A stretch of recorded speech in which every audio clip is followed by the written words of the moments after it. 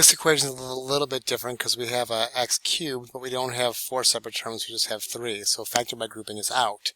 But what we do notice right off the bat, I hope, is that every single one of these terms has a common factor of x. So I'll start by kicking out that x, leaving me with x squared minus 4x minus 5 on the inside. We still have to factor to solve this thing, and so what we're hoping happens is once we get to this part, that this inner part is solvable. Maybe not factorable, but solvable. If we're unable to factor it, we can bust out the quadratic formula. But this one, I can think of two things that multiply to make x, and I can think of two things that multiply to make 5. I can see that the sign is negative, so these will have different signs. So if I make this 5 negative and this x, this 1 positive, I'll have a 1x and a negative 5x to combine to make negative 4x. So this one actually factors all the way. If you want to use quadratic formula on that, go right ahead. It should work just fine.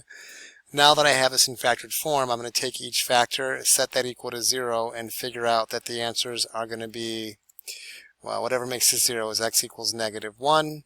And then if x minus 5 equals 0, and I add 5 to both sides, x equals 5.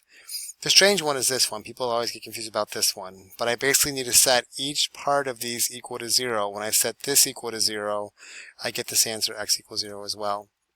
So my final answers are 0, negative 1, and 5 are the solutions to this equation.